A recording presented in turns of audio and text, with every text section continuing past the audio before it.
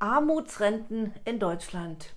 Millionen Rentnerinnen und Rentner erhalten Renten unterhalb oder am Armutsbereich und sind deshalb auf ergänzende Sozialleistungen angewiesen. Wenn man bedenkt, dass die Bundesregierung unsere Steuergelder großzügig in der ganzen Welt verteilt, ist das sehr erschreckend und lässt wirklich in eine grausame Zukunft blicken.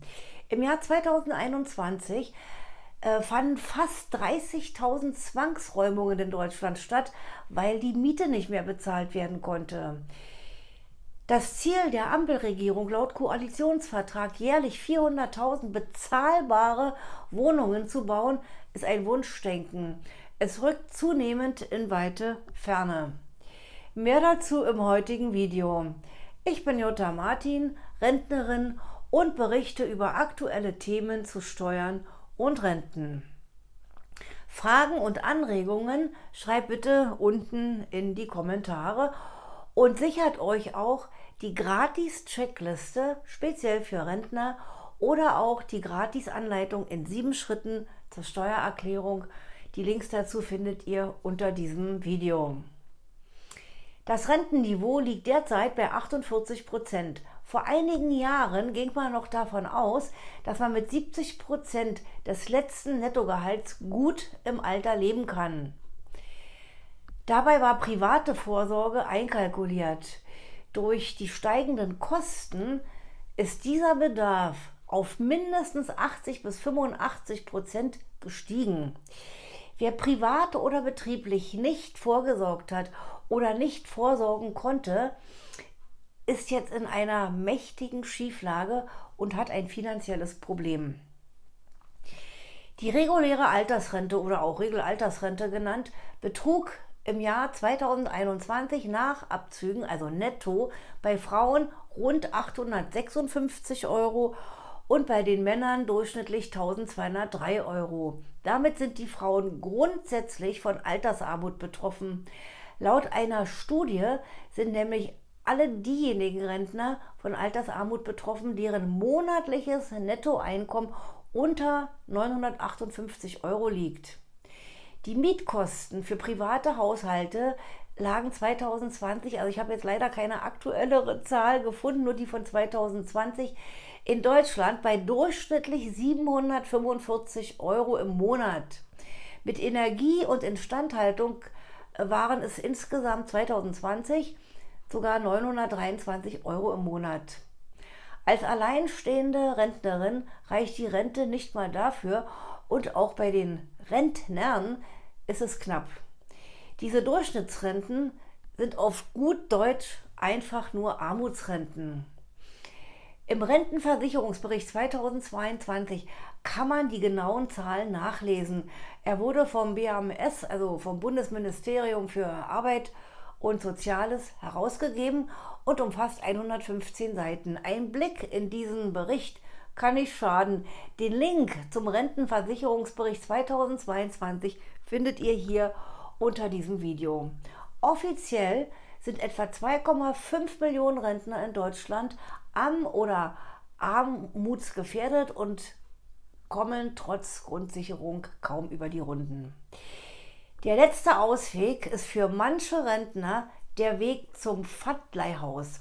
Ich kenne Rentner, die kaum noch etwas in ihrer Wohnung haben, weil sie ihre Sachen zum Pfandleihhaus gebracht haben oder bringen mussten, um zu überleben. Die Rentensituation ist schlimm genug, vor allem auch für künftige Rentner. Statt Waffenlieferung sind Waffenstillstand und Frieden wichtig. Ausgeplündert und klein gehalten scheinen es viele in Deutschland völlig normal zu finden. In welche Richtung werden wir uns in Deutschland bewegen? Wirtschaftlich entwickeln? Welche steuerlichen Belastungen kommen auf uns zu?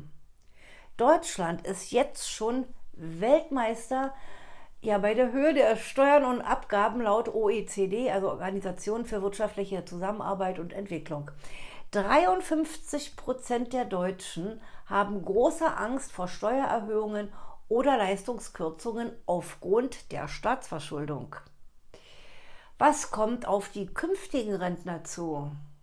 Die Altersarmut ist dank der Politiker eigentlich vorprogrammiert. Europaweit gehen die Deutschen am spätesten in die Rente und erhalten gemessen am durchschnittlichen Nettoeinkommen auch die niedrigste Rente. Um im Alter eine vernünftige Rente zu erhalten, also von der man auch gut leben kann, müsste man aus heutiger Sicht 45 Jahre lang mindestens 4.500 Euro brutto im Monat verdienen, also 54.000 Euro im Jahr. Davon sind viele Berufsgruppen sehr weit entfernt. Auch mit der Erhöhung des Mindestlohnes sind wir noch weit entfernt davon. Die Altersarmut ist spürbar und sie wächst. Bezahlbare Wohnungen sind rar geworden. Laut Mieterbund fehlen in Deutschland 1,5 Millionen Wohnungen, vor allem in den Ballungsgebieten. Dabei geht es nicht nur um die öffentlich geförderten Wohnräume, also um diese sogenannten Sozialwohnungen.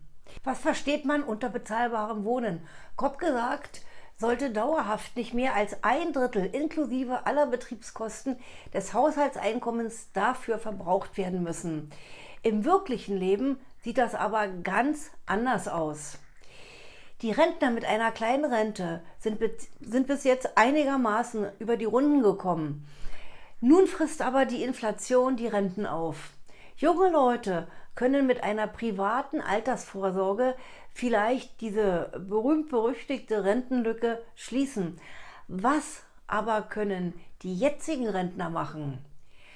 Ich kann jedem nur raten, alles an Sozialleistungen zu beantragen, was möglich ist. Habt ihr euch schon über die knallharte Steuerabzocke von Rentnern so kurz vor Weihnachten informiert?